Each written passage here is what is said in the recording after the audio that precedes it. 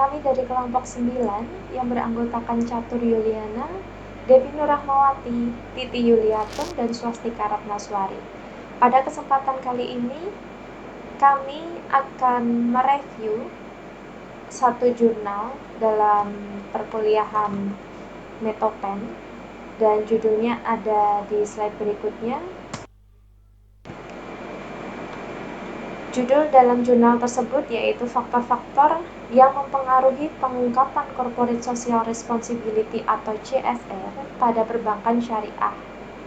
Jurnal tersebut diteliti oleh Ribut Sri Rahayu dan juga Ari Dewi Cahyati di tahun 2014.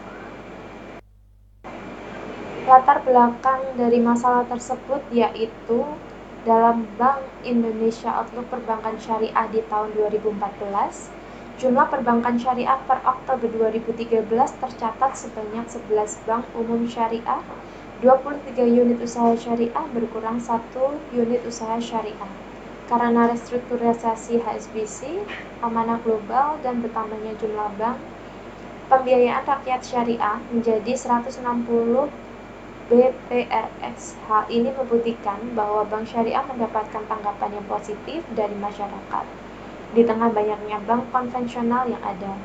Sejalan dengan pertumbuhan bank syariah yang maju pesat, diikuti pula dengan tanggung jawab yang besar. Untuk memenuhi tanggung jawabnya kepada masyarakat, perbankan syariah perlu melakukan pengungkapan informasi yang terbuka mengenai perusahaan khususnya untuk para pengguna informasi, yaitu kepada pemegang saham ataupun pihak-pihak lain yang berkepentingan. Dilihat dari tujuan penelitian tersebut yaitu untuk menganalisis bagaimana implementasi CSR dengan mengungkapkan Indeks Islamic Social Reporting atau ISR pada perbankan syariah di Indonesia, dan untuk mengetahui bagaimana pengaruh syariah Dewan Pengawas Syariah, konvensi DPS, ukuran perusahaan, profitabilitas, leverage, dan komisaris atas pengungkapan CSR pada perbankan syariah di Indonesia.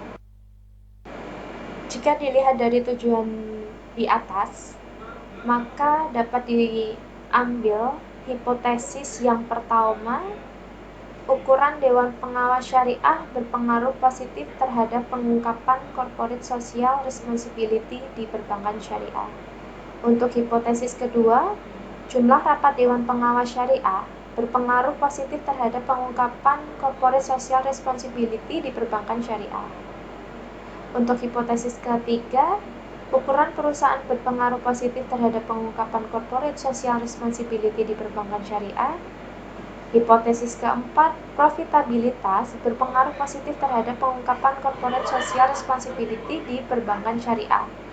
Dan selanjutnya hipotesis kelima, leverage berpengaruh negatif terhadap pengungkapan Corporate Social Responsibility di perbankan syariah. Dan yang terakhir, untuk hipotesis keenam, ukuran Dewan Komisaris berpengaruh positif terhadap pengungkapan Corporate Social Responsibility di perbankan syariah.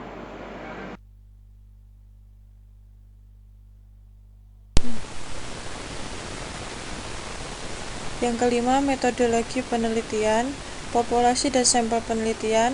Populasi penelitian seluruh perusahaan perbankan syariah yang ada di Indonesia. Teknik pengambilan sampel, purposive sampling.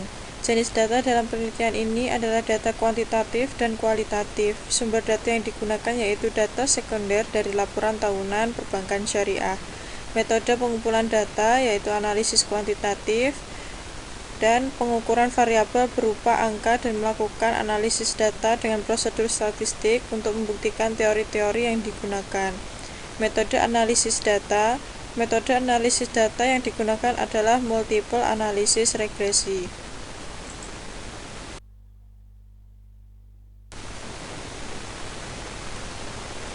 Yang keenam, variabel dependent atau terikat, yaitu pengungkapan Corporate Social Responsibility atau CSR disclosure. Yang selanjutnya, variabel independen atau bebas terdiri dari ukuran Dewan Pengawas Syariah, rapat Dewan Pengawas Syariah, ukuran perusahaan, profitabilitas, leverage, ukuran Dewan Komisaris. Yang ketujuh, alat analisis. Analisis yang dipergunakan dalam penelitian ini adalah analisis dengan menggunakan model regresi linear berganda atau multiple regression. Dengan rumus yang sudah tertera dalam PPT ini, dalam pengujian regresi berganda dilakukan juga pengujian asumsi klasik. Pengujian asumsi klasik dilakukan karena variabel independennya lebih dari satu, sehingga perlu diuji keindependenan dari hasil uji masing-masing variabel independen terhadap variabel dependen. Nah, selanjutnya pembahasan.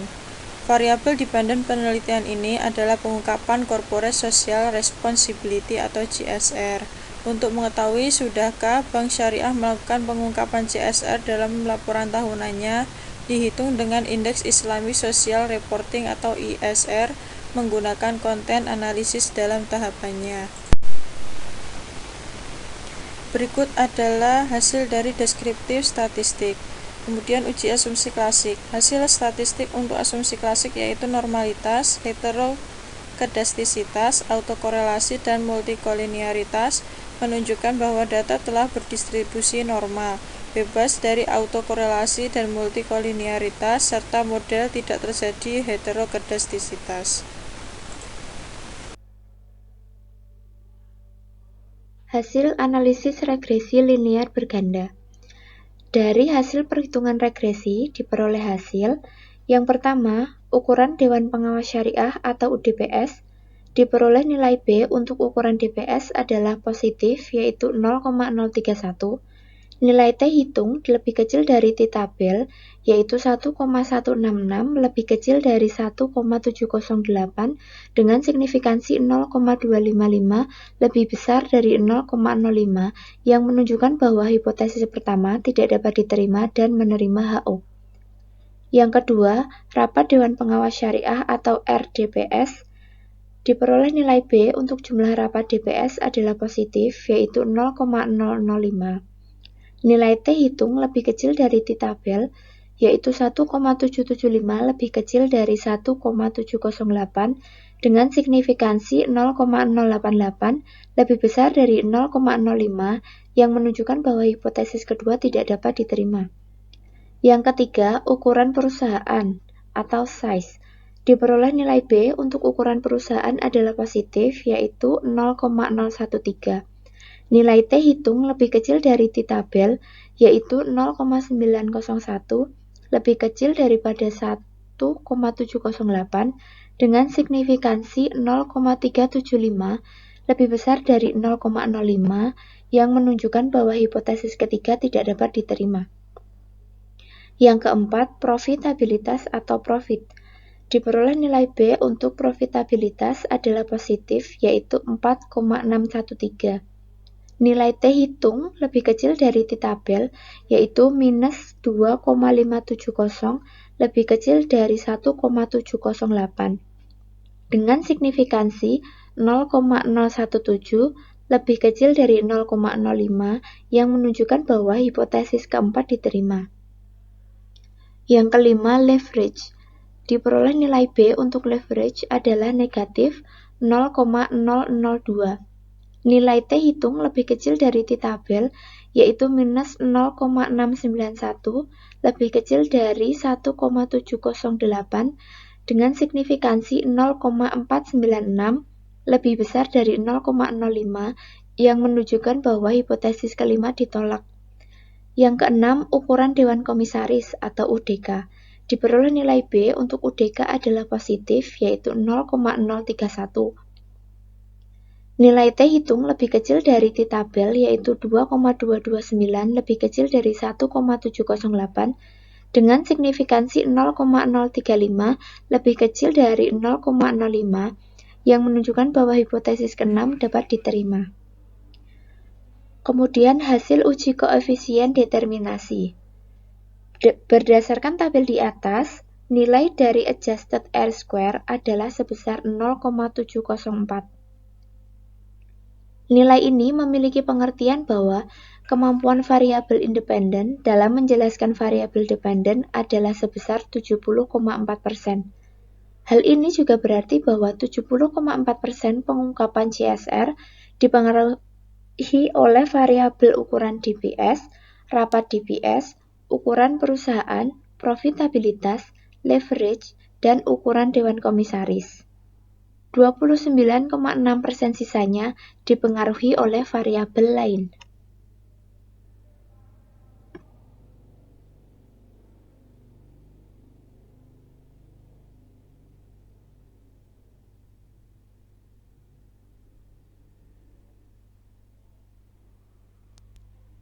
Hasil uji kelayakan model atau uji F.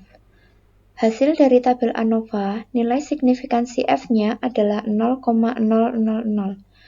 Nilai ini lebih kecil dari 0,05, yang berarti bahwa model regresi tersebut dikatakan layak.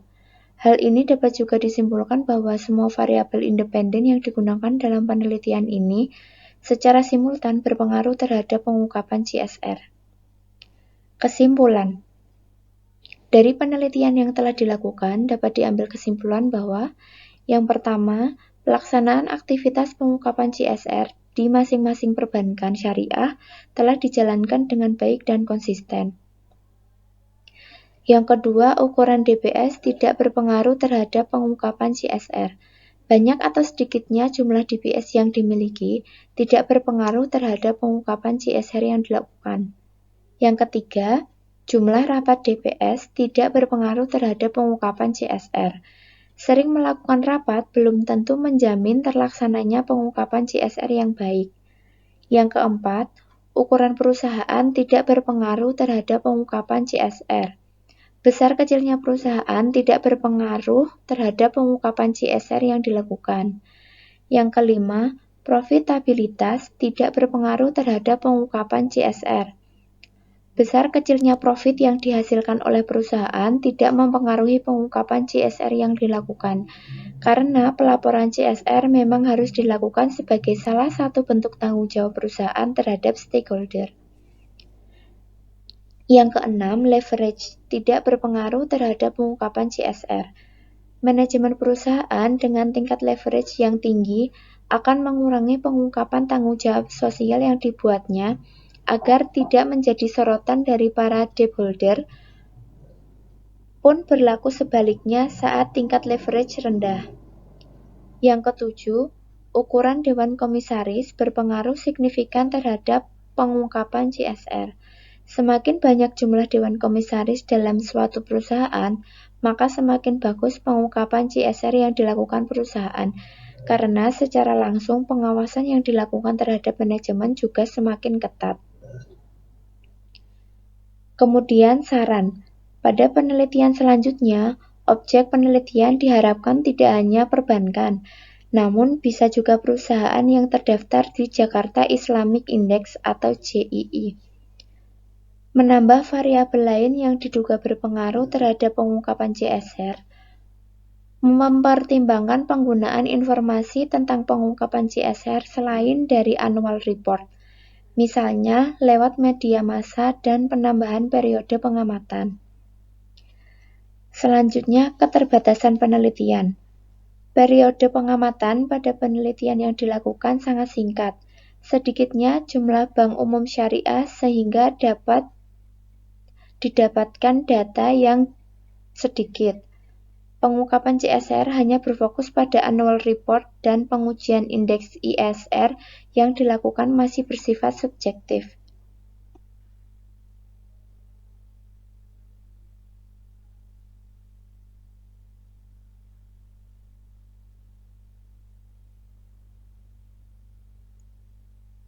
What's good research? 1. Tujuan penelitian jelas? Ya, tujuan penelitian ini jelas. Bisa dilihat pada abstrak jurnal ini pada kalimat awal halaman 1, pada pendahuluan jurnal, paragraf 3 halaman 2, serta pada tinjauan pustaka poin 2.2 dan 2.3 halaman 3. Penelitian ini bertujuan untuk menganalisis bagaimana implementasi Corporate Social Responsibility dengan menggunakan Indeks Islamic Social Reporting atau ISR pada perbankan syariah di Indonesia dan untuk menguji bagaimana pengaruh Dewan Pengawas Syariah, konferensi DPS, ukuran perusahaan, profitabilitas, leverage, dan komisaris terhadap pengungkapan corporate social responsibility pada perbankan syariah di Indonesia.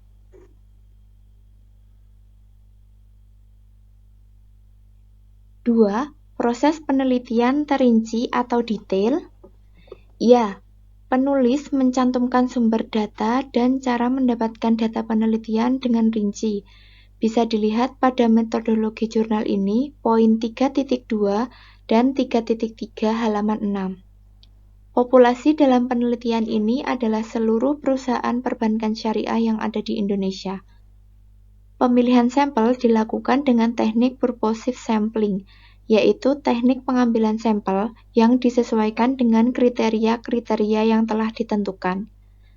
Data yang digunakan laporan keuangan perusahaan dan laporan manajemen tentang segala bentuk aktivitas dalam masing-masing perbankan. Data diperoleh dari website masing-masing perbankan syariah yang bersangkutan. Ketiga, desain penelitian direncanakan dengan tuntas. Ya, desain penelitian direncanakan dengan cermat, terdapat pada metodologi jurnal ini poin 3.2 halaman 6. Dengan bukti dari 11 bank umum syariah di Indonesia dari periode 2011 sampai 2014. Dari 11 bank, hanya 9 bank yang memenuhi kriteria data dan dari 9 bank tersisa, 8 bank telah dilakukan pengujian atau outlier data. Jadi, total sampel dapat diolah pada penelitian ini hanya 8 bank.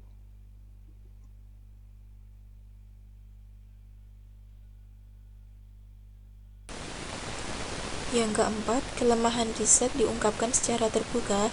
Ya, kelemahan penelitian ini diungkapkan secara terbuka. Bisa dilihat di simpulan dan saran jurnal ini poin 5.2 yaitu keterbatasan penelitian di halaman 12. Selain itu, penelitian ini juga memberikan saran untuk penelitian selanjutnya. Bisa dilihat di kesimpulan dan saran jurnal ini poin 35 di halaman 12. Yang kelima, menerapkan standar etika yang tinggi. Ya, dalam penelitian ini, penulis jujur dengan data yang digunakan dalam penelitian ini, di mana setiap kutipan dan data yang digunakan dari sumber data lain dicantumkan pada daftar pustaka. Dapat dilihat pada setiap kutipan yang selalu menyertakan sumber setelahnya dan pada daftar pustaka jurnal ini di halaman 9-10. Serta penulis juga jujur mengungkapkan hasil penelitian yang diperolehnya. Bisa dilihat di pembahasan jurnal ini poin 1 dan 2 di halaman 13-14.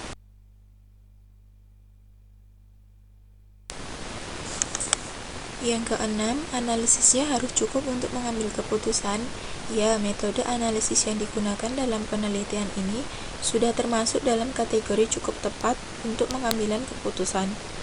Karena dengan data yang dihasilkan dari pengujian analisis kuantitatif dengan metode regresi linear berganda mempermudah penulis dalam menentukan apakah ukuran Dewan Pengawas Syariah, jumlah rapat Dewan Pengawas Syariah, ukuran perusahaan, profitabilitas, leverage, ukuran Dewan Komisaris berpengaruh terhadap pengungkapan CSR. Hal ini bisa dilihat di pembahasan jurnal ini pada halaman 8-11. Yang ketujuh, temuan disajikan tanpa ambigu atau tidak meragukan interpretasinya. Ya, hasil dari penelitian ini disajikan dengan jelas tanpa ambigu. Peneliti mengungkapkan dengan jelas kesimpulan dan penemuannya dari setiap metode perhitungan yang sudah dilakukan. Bisa dilihat di kesimpulan dan saran jurnal ini pada poin 1-7 pada halaman 12.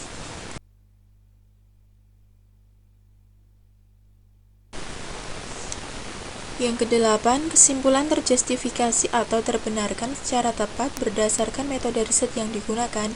Ya, kesimpulan terbenarkan secara tepat berdasarkan metode riset yang digunakan. Peneliti dapat mengungkapkan bukti empiris antara hipotesis dan hasil penelitian, atau sesuai. Sehingga kesimpulan penelitian menjawab rumusan masalah yang ada di poin 1.2 atau halaman 2. Hal ini bisa dilihat di kesimpulan dan saran jurnal ini pada poin 1-7 di halaman 12 dan dibandingkan dengan pembahasan jurnal ini poin 4.1 sampai dengan 4.6 di halaman 8-11. Yang kesembilan, pengalaman peneliti terrefleksi dalam laporan penelitian. Ya, pengalaman peneliti terrefleksi dalam laporan penelitian dan hasil dari penelitian ini sudah sesuai dengan harapan peneliti. Karya-karya lainnya dari sang penulis dapat dilihat di Google Scholar.